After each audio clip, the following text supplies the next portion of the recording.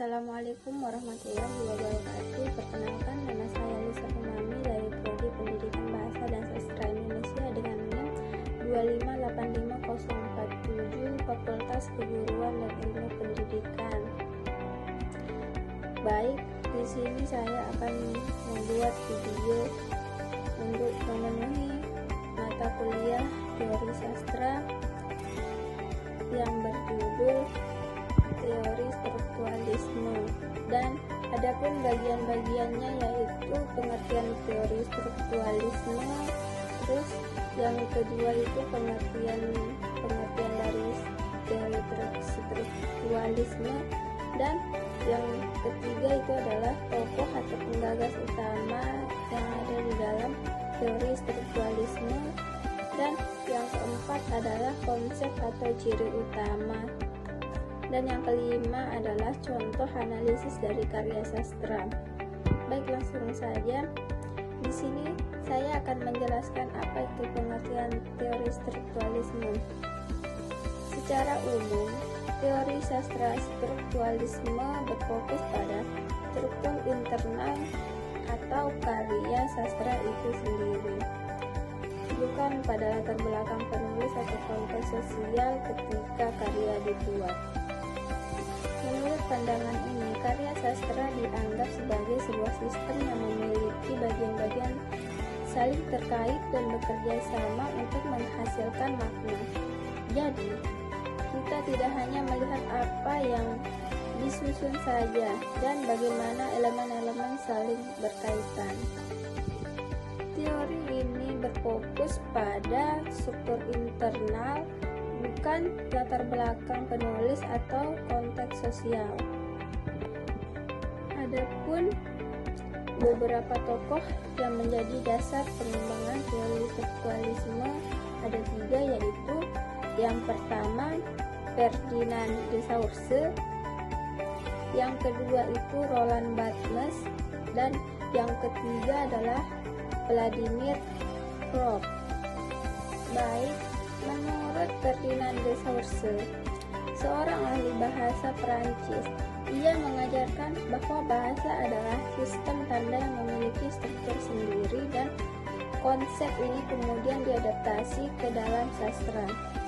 Menurut Roland Barthes, juga dari Perancis, ia mengemukakan bahwa karya sastra bisa dianalisis melalui lapisan-lapisan makna, serta membedakan antara teks terbuka yang bisa diinterpretasikan secara beragam dan teks tertutup yang memiliki makna tetap.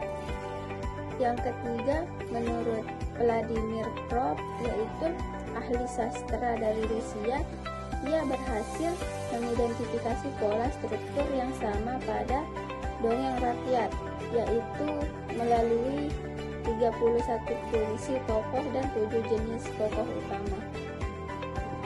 Yang ketiga adalah konsep atau ciri utama teori strukturalisme.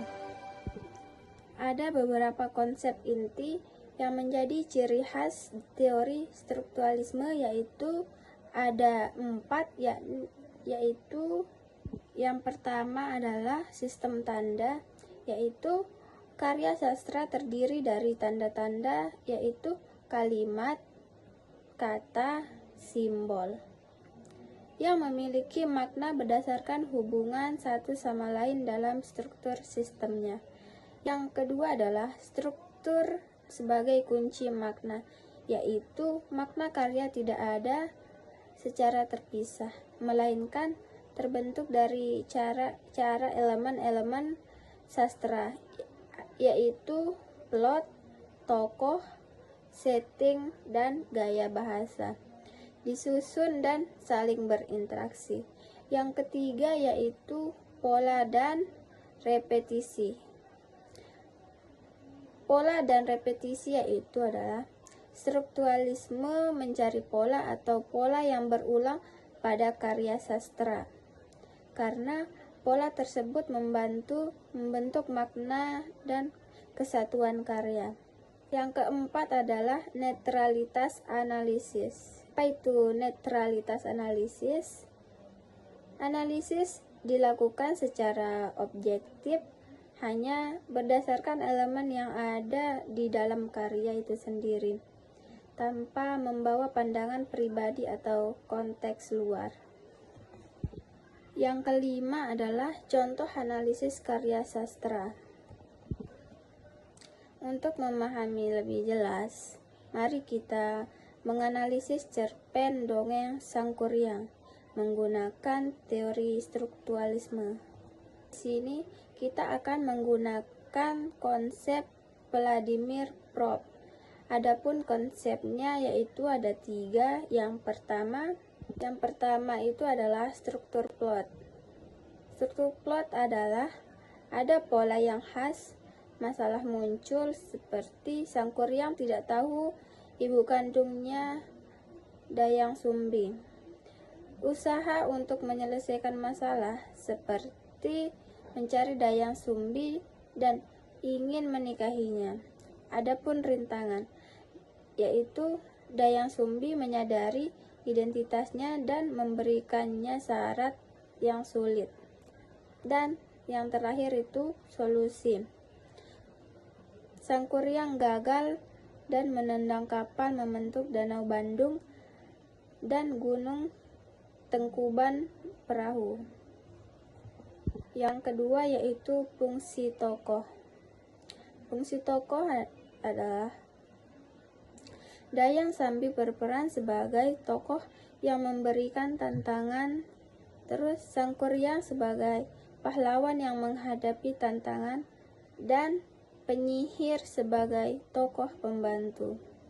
Yang ketiga adalah struktur simbol, yaitu Gunung Tangkuban Perahu dan Danau Bandung bukan hanya setting, tapi menjadi simbol dari konsekuensi tindakan Sangkuriang dan hubungan antara manusia dengan alam yang merupakan bagian dari struktur maknanya karya.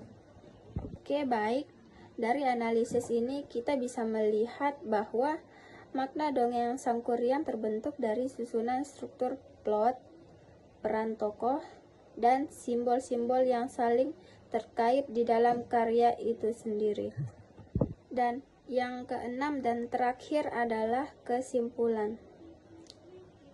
Kesimpulannya adalah teori sastra strukturalisme membantu kita memahami karya sastra dengan cara melihat struktur internal dan hubungan antar elemen di dalamnya, dengan fokus pada sistem tanda, pola, dan struktur.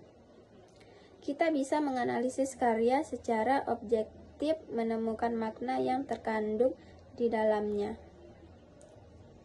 Oke, itu saja kesimpulannya. Sekian video dari saya. Sekian, assalamualaikum warahmatullahi wabarakatuh.